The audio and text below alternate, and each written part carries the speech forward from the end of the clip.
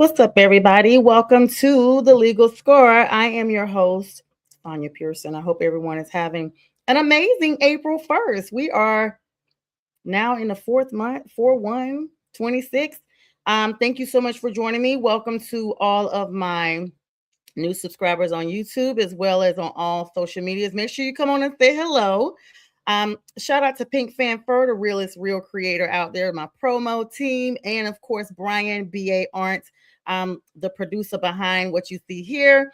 Yeah, guys. So first of all, let's start with this. Who all got April Fool today? So I didn't do it. This is probably the first year, honestly, that I didn't do it. I'm such a prankster. I'm known to kind of like always do it. So I think people would kind of already know. I can't even, it has to be on a non-scheduled day. So it has to be on a day that everybody's not already aware that people are pranking everybody. So sorry, I had to get rid of that cough drop, y'all. I just couldn't do it. With that being said, let's get into some sports news. I'll get to my hat in just a minute. I don't want nobody on here talking about my team. I'm still Duke all day, every day. But honestly, thanks to everybody for coming on. Now, tonight we are officially in a full month, so I'll be talking about not only sports news and things going on around our country, but also a little bit of my journey into law school because I know a lot of people have been interested in that. And so, come in, tell me where you're watching from. Hope everyone is doing well. Hello to you, Kat. What's going on? Hi. Thank you so much for joining me on tonight. And hello to Love. Thank you so much, Love. How you doing? Hope everyone's doing well. Let me know where you're watching from. All right, guys, we have a lot going on. I'm talking about all sports tonight, not just football. So let's get started, guys. We got an hour of fun, and here we are. So we're not here for any feel good synopsis. Sometimes those non-feel good moments actually apply to me. And so, unfortunately, this is one of the nights that's going to happen. The Elite Eight breakdown. Let's start with that March Madness. Next weekend, this weekend coming up upon us is the Final Four. Let's look at the women's Elite Eight. South Carolina beat TCU 78-52. There's no stopping Coach Staley, and I hope this year she goes all the way and gets the championship. Scoring leader was Joyce Edwards, 24 points, 12 rebounds. Eggle McKeer added 18 points off the bench to solidify that win. Rebound margin, South Carolina dominated the glass, y'all, 52-24, almost double TCU. They turned 22 offensive rebounds into points, 21 to be exact, second chance scorers. And TCU was held to only 33.3% shooting from the field. All right, Kat. Kat says she is watching from Florida. Thank you so much, Kat. I hope the weather's beautiful down there. And thank you, Love, for saying you love my show. I really appreciate it. Hope you all share this live. The next game was Texas. And so, of course, South Carolina advances to the Final Four this weekend. Number one, Texas beats Michigan. We're talking about the women's Elite Eight. Texas 77, Michigan 41. Scoring leader was Jordan Lee, 18 points, and Madison Booker right behind her, 17 points, 8 rebounds, 5 assists.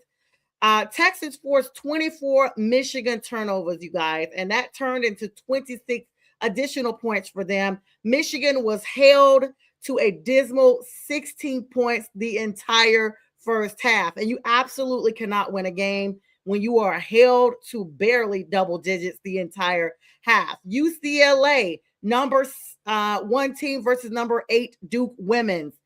Both Duke teams go down in the last matchup. UCLA 70, Duke 8, the number 8 position 58. UCLA's balanced attack overcame Duke's Taina Mayer, who put up 21 points by herself, 7 rebounds, and 6 assists. Just was not enough. The third quarter, UCLA outscored Duke 20-8, y'all. I'm talking about like Duke was just gone. They were gone home. Duke's 3 of 19 shooting from the deep was the nail in the coffin. I'm talking about 19 attempts and only 3 of them made. Absolutely horrific. The next game, UConn, The Lady Huskies continue to stay in there, and this is going to be a matchup you do not want to miss in the Final Four. UConn, another number one seed, 70, and number 6, Notre Dame, 52 points. Scoring leader Sarah Strong, 21 points, and freshman Bianca Quilvanez, 20 points. She's definitely putting up points early on to be new to the team. UConn jumped out to a 2011 first quarter lead, and they never looked back. Notre Dame's Hannah Hidalgo was actually held to only 9 points in the half. You guys remember her from the previous game. She had that nail biter there and actually put up 3 and broke NCAA records as being the first rookie to be a triple-double, but not in this case. Moving on. The men's matchups. Let's talk about it. Let's go ahead and get my team out of the way. I'm absolutely stunned. I have literally been unable to talk about this game. I felt all types of emotions. I'm going to be honest. I was shocked. Then I went into like, wait a minute, this did not happen. This has got to be an early April Fool's. Then I went into anger. Then I was just sad. And up until this point, this is the first real conversation I've had about that game. I've had like a little comment here and there, but I have not made too much comment to anybody because it is absolutely painful. Hello, Amira Sigma. I hope you're doing well. Thank you so much for saying hello. Guys, 1 point. Isaiah Evans was the leader for Duke, 25 points, and Cameron Boozer. You guys know the Boozer brothers, Caden and Cameron, 22 points for Cameron, 10 rebounds. 10 seconds left on the clock, y'all. It's the end of the game. First and foremost, Duke has led this game the entire game, up to the point of having a 19-point lead at one point. And I'm in a group chat. I went ahead and put a blue heart, white heart. Hey, why is nobody talking about my guys?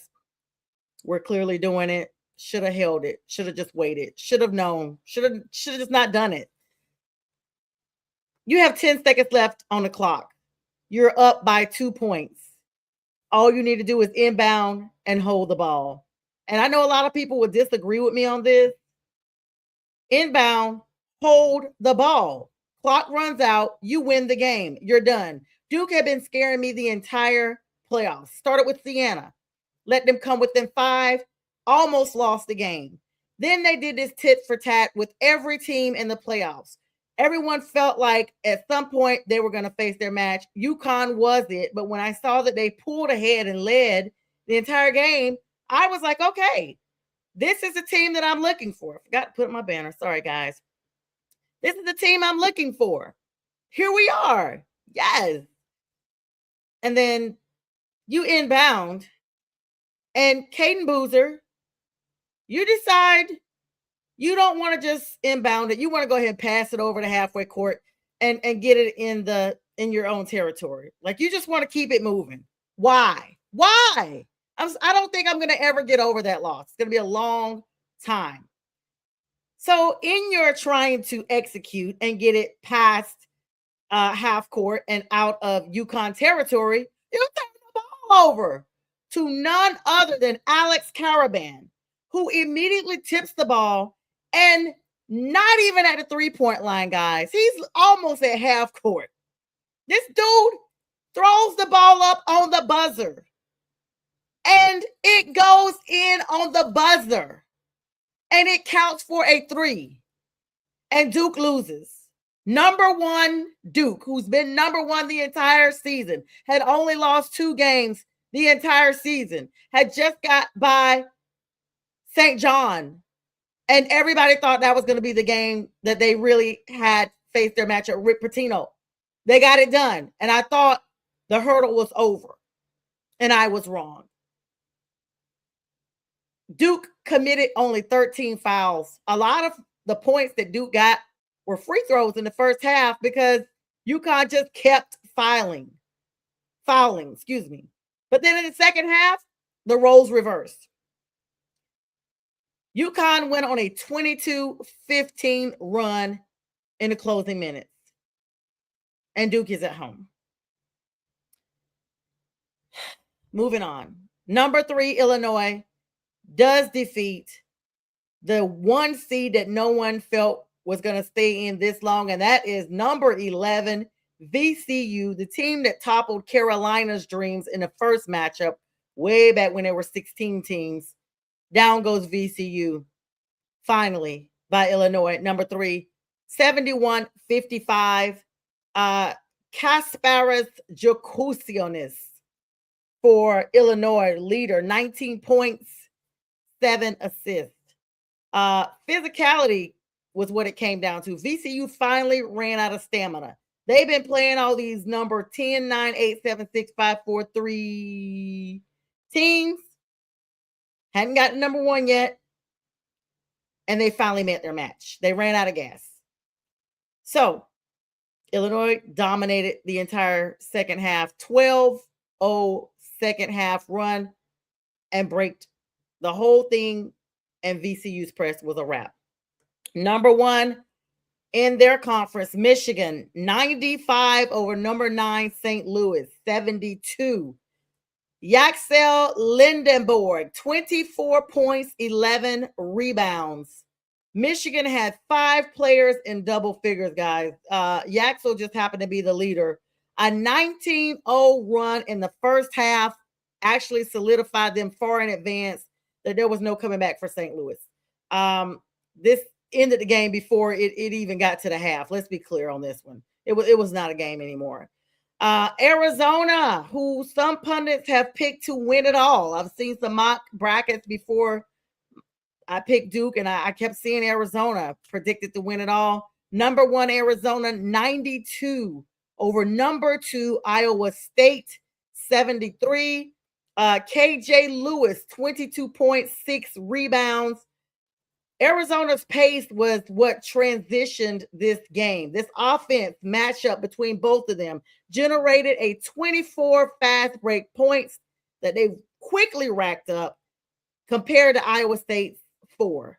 So we got March Madness going down to the Final Four coming up this weekend, and it's going to be quite a doozy. Let's see. Let me tell you guys who are going to be the teams that are facing each other, because I'm sure that's what you all are interested in. And I'm going to be honest. Once Duke got eliminated, I have mentally and physically checked right on out. But because you all are here and I know you want to know, I guess I wrote it down. I don't even know if I wrote it down or not. If not, okay, yeah, I did. Just kidding. Final 4 matchups for this weekend. South Carolina versus UConn. These are the teams you want to see. Number 1 versus number 1. I definitely want to see this. Hi, Danny. How you doing? Okay. I can't wait for UCLA and UConn to go down, Danny. Danny had the nerve to inbox me, my friend here, and say go UCLA and go UConn. Go Huskies and go Bruins. And I'm ready for them to go down. So you got jokes. What time does Duke play? They're playing now, okay? Women's Phoenix, the women's tournament is going to be in Phoenix, Arizona, starting on April 3rd this weekend. South Carolina versus UConn. I just had to plug Danny in there. I'm sorry I missed that. Love you too, my friend. They will be playing this weekend in UCLA. Danny's team is going to be versus number 1 Texas. Texas is gonna go ahead and lasso UCLA up on that. I never had a feeling towards that team until now, and now I'm rooting for Texas. In the men's matchup, April 4th, 4-4, guys. That's Saturday, 404 day. If you're from Atlanta, that's one of our area codes here. It's my area code. It's the Atlanta day. Everybody originally from Atlanta usually does something. Of course, I'm not originally from here, even though I've now lived in Atlanta longer than I've lived anywhere else, including my home area. But I don't do nothing for 404 days. Just, go Atlanta. But the men are playing in Indianapolis, UConn versus Illinois. Now, that's number 2 and number 3. I know people have picked Illinois to win it all, including Keith Engel, one of my friends on one of our other shows. Check him out. He's really good with college sports, and he's usually right. And Keith is pretty even tempered when he talks about sports and things like that. You don't really have him talking a lot of junk about your team, unless he's pretty much got the facts to back it up. He's picked Illinois to win it all. And this is going to be the telltale sign because these two matchups will solidify the championship game. The second game, of course, number one Arizona versus number one Michigan. So you've got the winner of both of those games will be your two teams facing each other in the actual championship game. And of course, the matchups between South Carolina and UConn. If South Carolina can execute past UConn, I would pick South Carolina to win it all. Of course, everyone's trying to prohibit UConn from going back to back. The UCLA versus Texas game, do not sleep on that game. Those two ladies teams will face each other as well. Let's see. Danny Fuller says UConn beats South Carolina. UCLA beats Texas. In the men, Illinois beats UConn and Arizona beats Michigan. All right, so let me pin this comment here, Danny, because I want to make sure that we can come back and find this when these games have, shot the last shot. I guess that's what you say about it. But all right, guys. So that's it for March Madness. Let's talk a little bit of NBA right now. Frantic stretch of NBA regular season, guys. A frantic stretch. I mean, this is the time of season that we look at teams that are trying to get themselves together. Atlanta Hawks versus the Orlando Magic. Now, that game, I'm sure, has wrapped up by now, and the Hawks will win. As I was preparing for the show, the last score I had was 89-63. I'm sure it was much past that. The 76ers were defeating the Wizards. Washington Wizards, that game was over 120-103. The Celtics at the Heat at half. The Celtics had almost a 30-point lead on the Miami Heat, 80-57. Oh my goodness. You guys, the Celtics have put up 80 points in the first half. It's incredibly insane. I mean, I don't know if they're going to put up another 80, but I don't think we've ever had a team that scored 160 points by themselves. That is crazy. The Milwaukee Bucks in the second quarter probably advanced to the third by now. Against the Houston Rockets, that was like a couple of scores apart, but they were pretty much neck and neck. The Pacers versus Chicago Bulls, that game was pretty close. I'm sure it's starting the third quarter. You guys can feel free to drop the scores in. I don't have time to check them at the moment. The New York Knicks at the Memphis Grizzlies, that game was advancing towards the third quarter, but it was about a 10-point deficit. Now, some NBA news that you guys are probably interested in knowing. The Spurs' dominance and Wembanyama's growth. San Antonio Spurs are the hottest team right now in the league. Heading into their matchup tonight against the Warriors. They boast a 57-18 record, and they are only on the brink of having a 10-game winning streak. They've already won 9 in a row. Of course, Wembanyama continues to redefine the game, averaging 24.5 points per game and 11.5 rebounds per game and 3.1 boards per game. So very, very good stats for him. Stephon Castle has been a great supporting cast member for that team, and he's emerged as a premier floor general, averaging 7.2 assists per game. Y'all, the Warriors, though, they're fighting an uphill battle tonight. ESPN actually has reported earlier today that Steph Curry is officially out again. You know, he's been out for a minute with his knee. And so they're missing him. And this is the time of year that they need him the most. He's joined on the sidelines by Kristaps Porzingis. You guys know him. He's sick tonight. And, of course, Al Horford is also with him with a calf injury. With a record of 36-39, guys, I just don't see the Warriors being able to even make the play-in at this point. Let's see here. Celtics are about to represent the East, and OKC still in the West. Yeah, I guess so.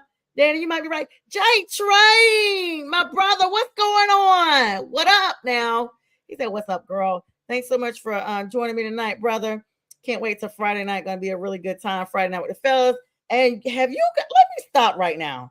Last night, y'all, the BW Review Show. First of all, let me thank all of you who have been watching that show. I looked on one of my YouTube channels and they have over 200 views on one of their shows. And I have personally never had that many on my YouTube. So congratulations to Brian and James. That show last night I was watching, they did a whole Chuck Norris review of some of his movies. I can't remember the name off the rip. The show is fun, engaging, entertaining.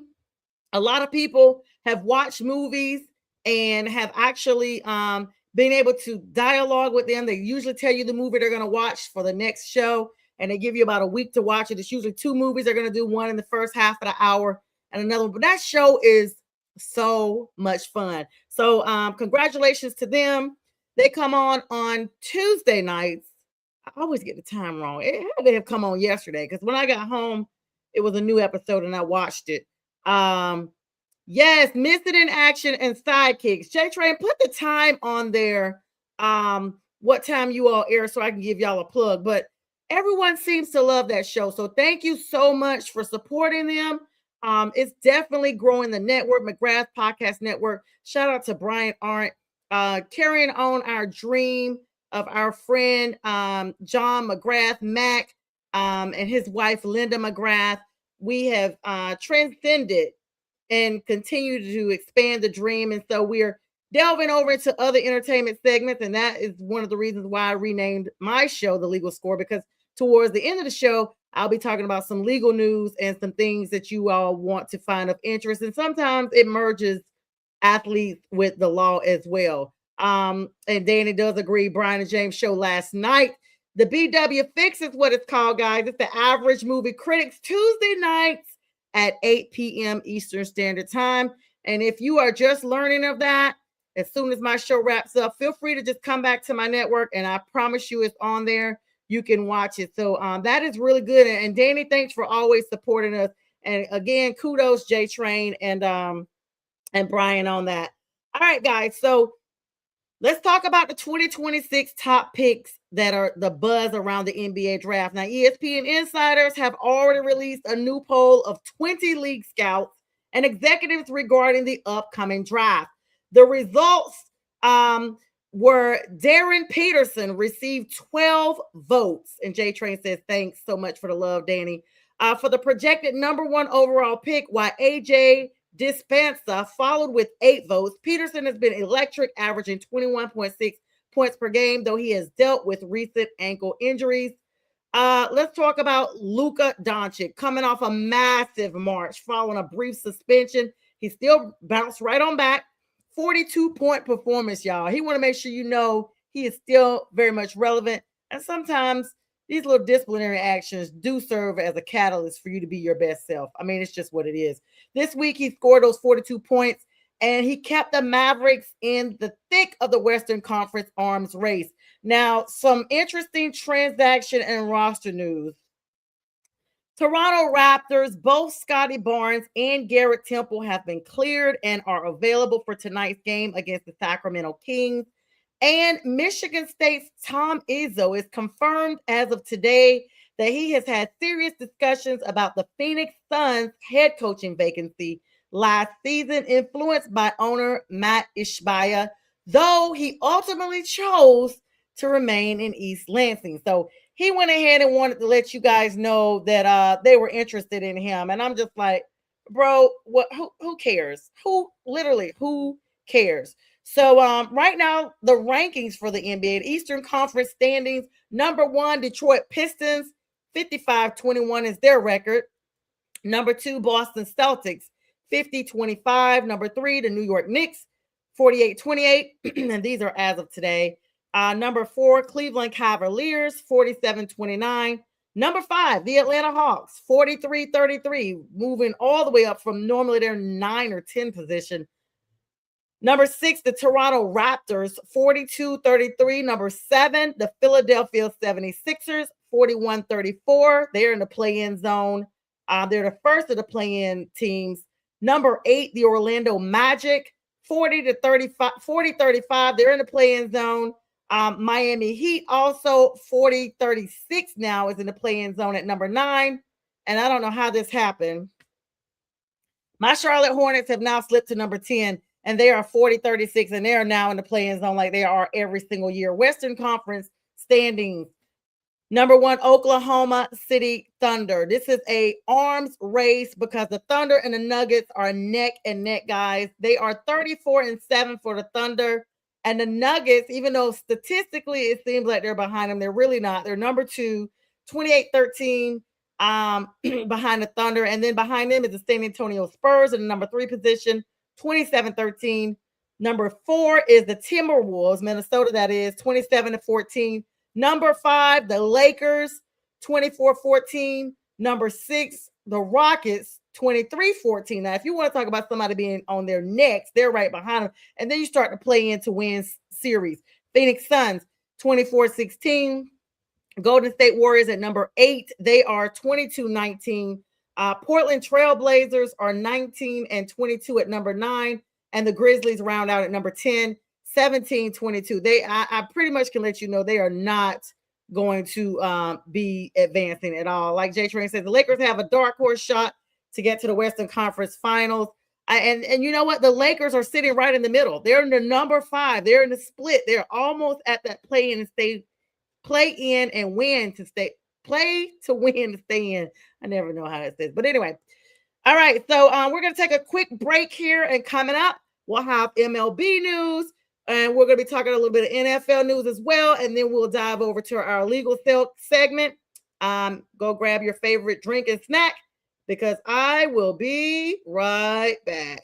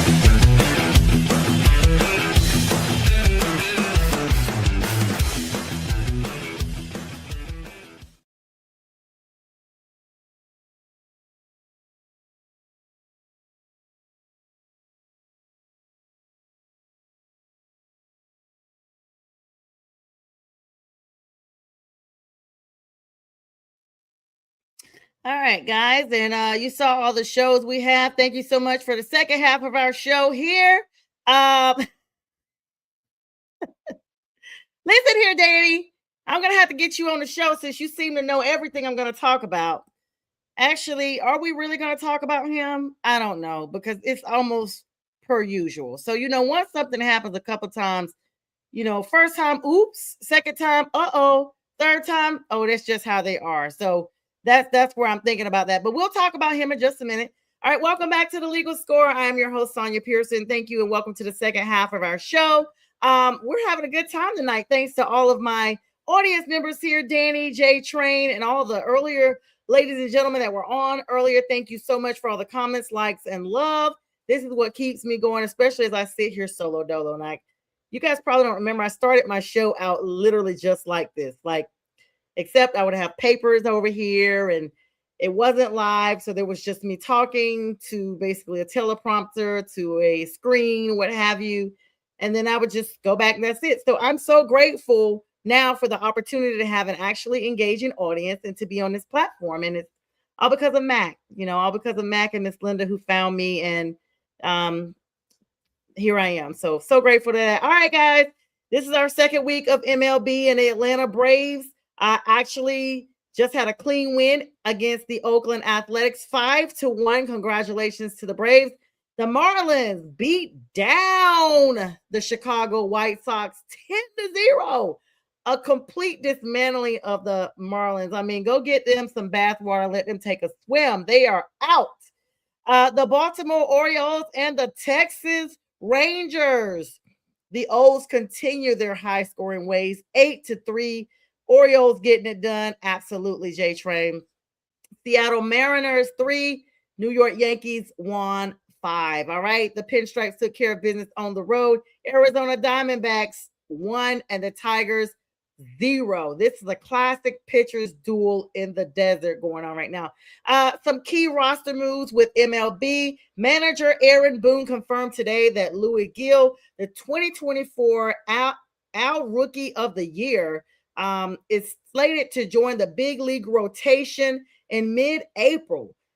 He'll make one start for AAA, Scranton, Wilkes-Barre before heading to the Bronx. So congratulations to him.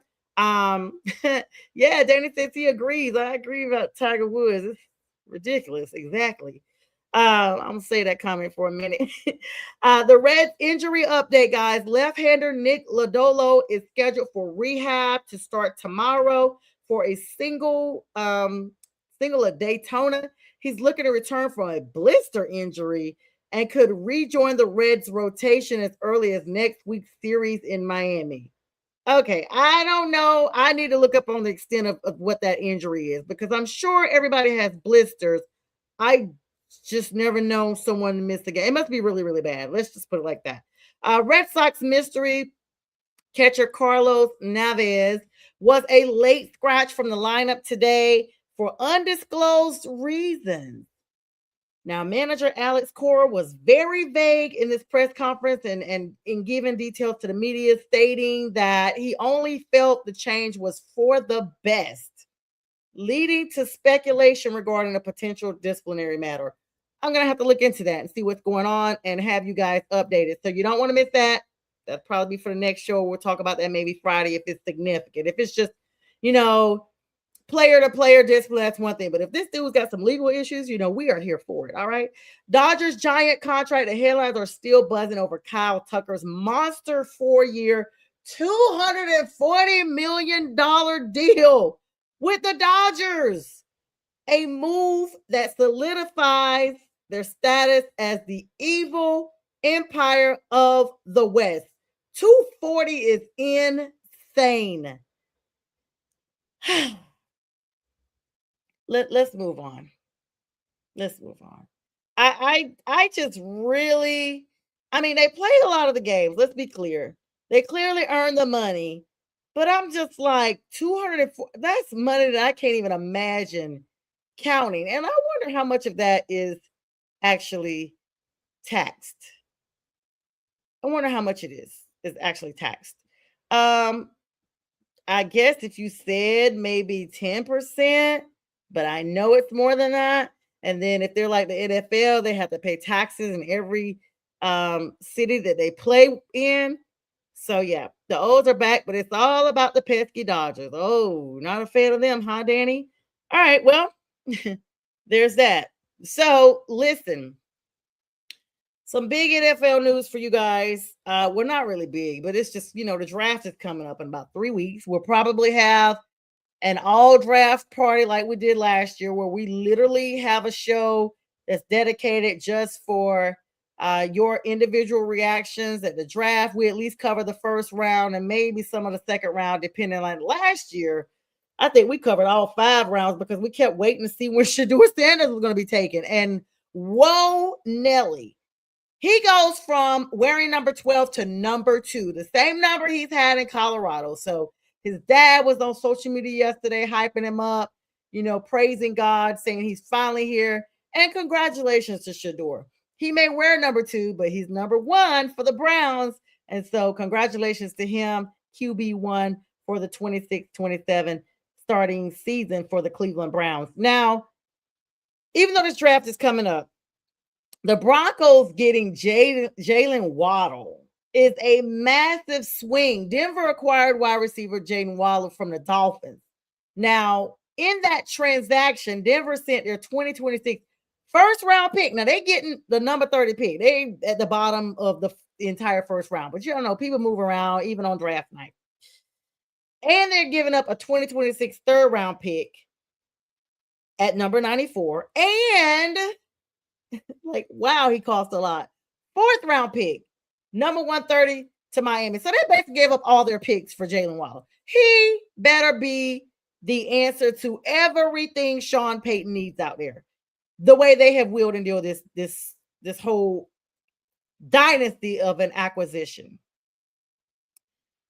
You guys know that Buffalo has already secured DJ Moore. His papers are signed as well. Steelers got Michael Pittman Jr.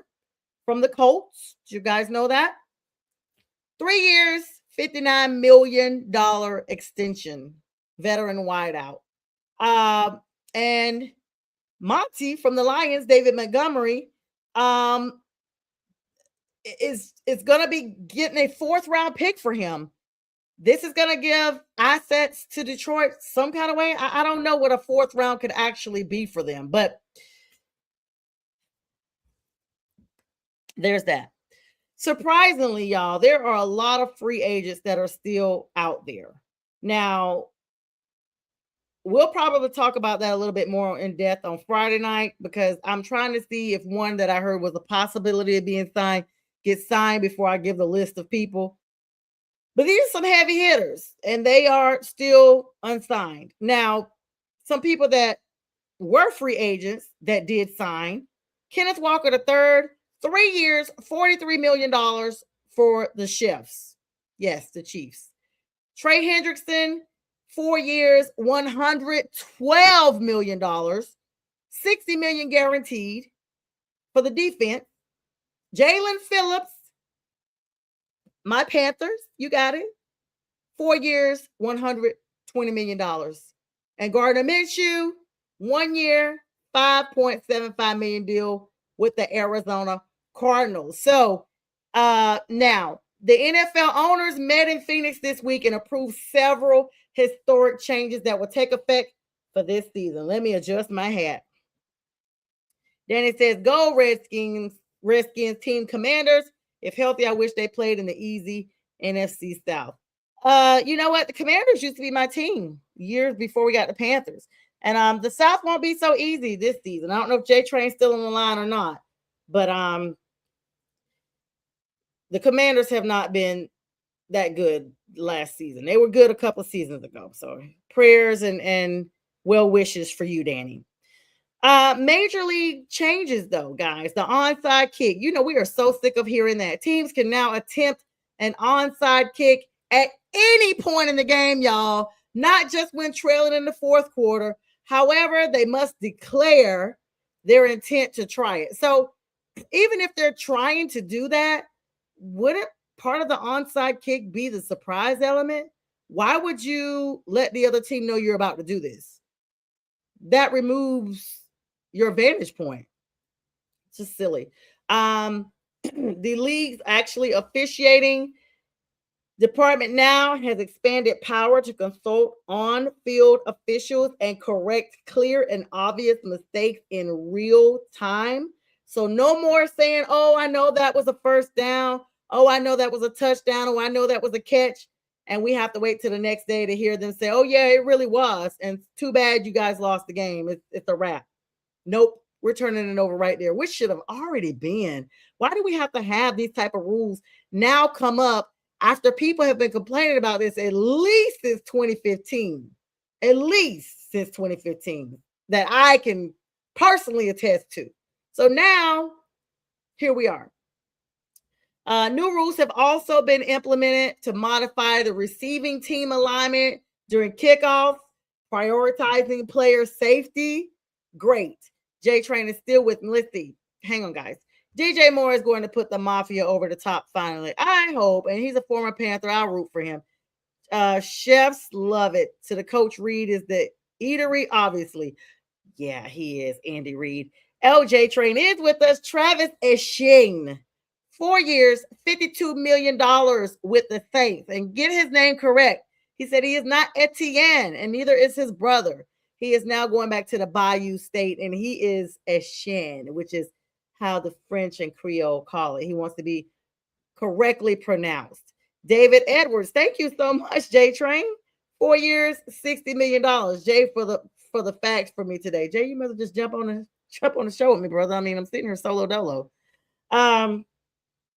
Anyway, guys, so the ESPN era begins. As of today, April 1st, ESPN and the Walt Disney Company have officially assumed ownership, y'all, of the NFL network in exchange for a 10% equity stake in ESPN, while Scott Hansen and the Red Zone channel, y'all know that's where you get all your stats, are staying put. The back end operations have fully transitioned. I'm so shocked. Disney be owning everything. The top 5 projections with the draft starting here on April 23rd. Mock drafts are solidifying. Number 1 is projected, of course, we've been talking about him ad nauseum. Fernando Mendoza, quarterback, Indiana, is projected to go to the Raiders at number 1. The Jets are projected to get Avril Reese, the linebacker edge out of Ohio State, at number 2. The Cardinals are projected to get David Bailey, the edge out of Texas Tech, at number 3. And the Tennessee Titans at number 4 are projected to get Jeremiah Love, the running back out of Notre Dame. And at number 5, the New York Giants are projected to get Sonny Styles, the linebacker out of Ohio State. All right, guys. So this is our last 15 minutes, 14 minutes. And I'm now transitioning over to the legal segment of our show. Now, let me talk to you guys about some NFL litigation, and then I'll talk to you about Danny's favorite subject. And then I have 2 other items that I'll try to squeeze in if I can. So, in NFL, a fired female NFL referee. Y'all probably can already figure out who it is. It's only like 1 or 2. Robin DeLorenzo has officially filed a suit against the league, accusing the NFL of gender-based scrutiny and unfair treatment compared to her male counterparts. And additionally, there is no surprise here, a concussion litigation and equipment lawsuit. The league is facing renewed pressure as concussion rates are increasing and definitely rose last season. The focus has shifted to the legal mandates for face mask technology, with the league looking to improve equipment standards to mitigate liability. I'm just trying to figure out how much thicker can you get these helmets? I mean, seriously, how else can you mitigate any type of? I mean, I know that the helmets are hideous. Let's be clear, but they are protecting them. But what else can they possibly do? They already look like pillows. I just don't know what else. I don't know what else they could do. I mean, unless the hats are deficiently made or not really equipped the way they should be. I just don't know what else could be done. Let's see, guys. Hang on, I just lost my place here. All right. I was trying to find some information about this Robin DeLorenzo lawsuit, because before I got on here, I had looked and I didn't see much of anything like other than what I told you guys. But I was trying to figure out how this all started and where it's all coming from. And it's just really weird because the dynamic is just like, I don't remember hearing about this until I was prepping for the show today. And let's see. Hang on, because sometimes you have to. Let me go ahead and get Danny's subject over here for Tiger Woods as well. So let's talk about the DeLorenzo lawsuit first. So she was the first of 3 women, actually. I didn't even realize there was 3. Let me be honest, to officiate the NFL. I knew there were 2. She filed a lawsuit on March 27th. The case is filed in New York, U.S. District Court, which is a federal court. And it alleges that her tenure from 2022 to 2025 was marked by a descent into the grip of a sexist institution. That was the quotes directly from the complaint. The claims include gender-based harassment. The suit describes a training camp incident where a crew chief reportedly told Steelers coach Mike Tomlin that DeLorenzo should be forced to sing in front of everyone like a rookie player. She also alleges being subjected to profanity-laced trash talk and hostility from her superiors. And yeah, J Train. In 2024, despite her years of experience She claims she was forced under threat to attend a training session for lower level college officials.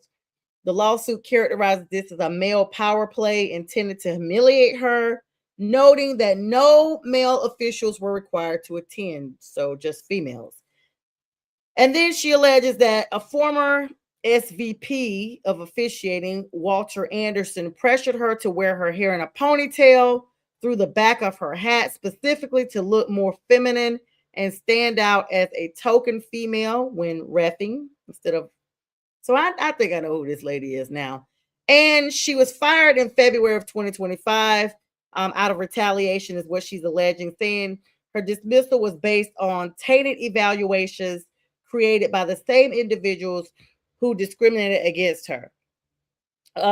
She's actually seeking to be reinstated as a referee, as an NFL official, and she's requesting unspecified compensatory and punitive damages for emotional and reputational harm. So let's be clear. Let me break that down for you guys. So we may not have a chance to get the Tiger. I'm gonna try to. We're probably not gonna come back to that concussion lawsuit tonight. I'm gonna hop over to Tiger so I can get that out of the way. And you know what? B told me this is the last show of the night, so I may go a little bit past 10 o'clock because I do want to talk about this. So, of course, the NFL says this lawsuit is baseless. When you're looking for compensatory and punitive damages, there's two ways to prove those. The compensatory is just what it is, compensation. It's the financial part of money that she has lost now that she's been fired, now that she's unemployed. She's not making the money she was making as an NFL official.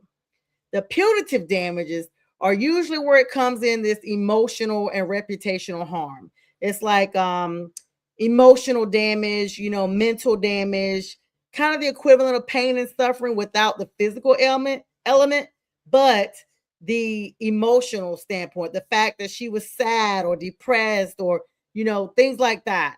And so that is what we're looking at. Yeah, thank you, J-Train. So here's a comment. Danny said, so she was in for 3 years. Robin was, and the rumors are that she was sent men's clothing to officiate and was asked or told to let her ponytail hang out so they would know it was a woman. Now, see, I to be sent men's clothing, I mean, I didn't notice a difference in their uniforms. They all look the same when they're reffing, but the ponytail thing is crazy. I mean, even the men's clothing is crazy because in this day and age, I don't know. So this is my thing. If she was fired and she felt like it was retaliation, she's most definitely entitled to the compensatory. The punitive damages are what's a little more difficult to prove. Now, if they can prove, especially with witness or under oath or some type of affidavit, or if they have some type of evidence to show that these allegations about the men's clothing and wearing a ponytail are true, then she's proven her punitive damages because that is absolutely humiliating. If you're not going to accept a female as an officiant, you should not hire them. And in this day and age, women are just as qualified in a lot of positions as men. And you know what? That reminds me, I need to get my good friend on here, Natola Hawthorne, who is the first female officiant in Georgia. She was on my show about 18 months ago. I should get her on here real soon so we could talk about this specific case because I'm sure she will have a lot to add to this discussion. Danny got the facts for her. She made $205,000 a year. So she's definitely proven her compensatory damages. And now we're going into a new season because if she got fired last February, she just filed a lawsuit in March. She made sure that she missed an entire year of income. And she wants to be restated. So she's like, listen, you're not going to pay me just to go away. I want my job back. And you're going to pay me back pay. And you're going to pay me for emotional damage and the humiliation of having let me go. So, this is going to be This is going to be very, very interesting because um y'all know how the NFL is. They have a lot of money until they don't. They'll probably settle for an undisclosed amount, but I will be your girl and make sure I give you the facts. Fast forward to another prominent figure. This one, my age, about to be 51 in June. Excuse me, let me get this last comment Danny said about this. Three sides to every story, as we know. Dear your side, their side, and the truth. Will the truth ever come out? Probably not. It's going to be settled for an undisclosed amount, Danny. Watch what I tell you. Tiger Woods is acting real out of character. First, in the 90s into 2000s, he was Cheetah Woods, having an affair on his wife, of course, divorced, and has not been the same ever since. Now, Tiger has had a lot of physical injuries and ailments, I should say, over the years. Even though golf is a relaxing sport, it's taxing on the body. You know, the curvature of the back. Tiger is probably now, I'm just hypothesizing here. This is all opinions. Nothing I say is factual. I'm not a practicing attorney. I'm not a medical doctor. Everything is my opinion. I'm just like you, and I just give my opinion. The curvature of his back and all that degenerative, aging disease of the joints, it happens. Tiger's 50. I'm 51. Tiger's about to be 51. Like, it happens. Tiger is out of the cage, guys. My goodness. He was preparing for the Masters tournament in Augusta, the National, as a matter of fact. He's always there. He's been trying to make a comeback for several years now. But now, he was training, trying to get on with the team, to make an appearance. It's just, some of his buddies were out there speaking because the full schedule is now up in the air for Tiger. He's had his brand. He's had all kind of stuff. And unfortunately, Tiger has now had another run-in with the law. I was trying to build y'all up to that without coming out and saying it. You guys will remember back in 2022, Tiger flipped his car. It looked like in a residential neighborhood. He was okay. Almost lost his leg. They were talking about him having to have his leg amputated. Got through that. Came on back.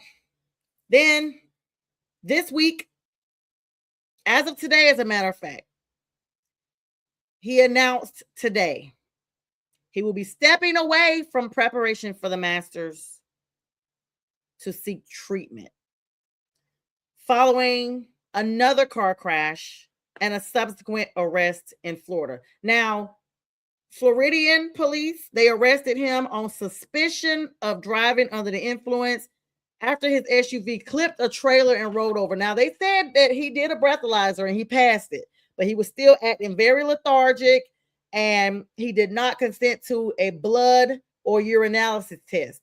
And in some states, that's an automatic DUI. If it's the same, like in North Carolina, if you don't want to blow, you just go to jail. You're going to be booked on a DUI. He did plead not guilty on Tuesday to the DUI charge.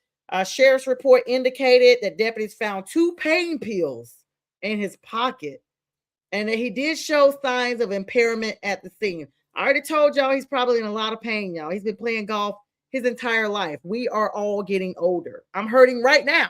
I had shoulder surgery. I'm not even an athlete, not now. But, I've done some sports as a kid. Tiger's been doing this his whole life, and it's taking a toll on his body. So, he's seeking treatment. He's confirmed that he will miss the entire 2026 Masters to prioritize his recovery. And this marks the second straight year that he's going to be absent from the Augusta National. I got some more arrests to tell you guys about, but I just don't have time to go through all of them. Memphis Grizzlies forward Brandon Clark was arrested in Arkansas today. Charges of trafficking a controlled substance, fleeing and speeding from law enforcement. And he was already ruled out for the Grizzlies for the remainder of the season anyway. Now he's running for the police.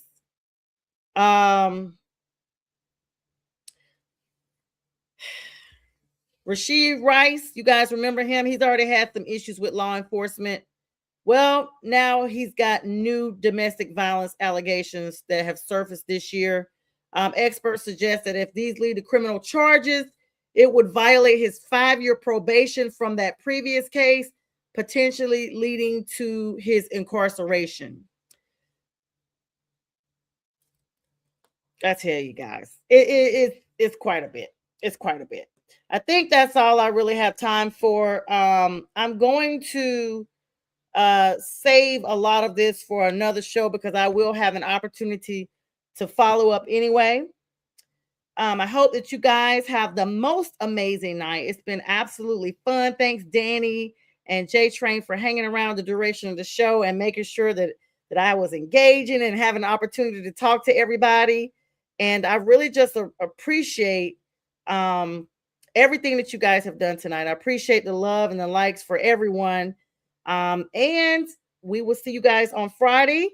And also make sure you stay tuned on this channel for all the big shows. And with that, I wish everyone the most blessed April ahead. Good night.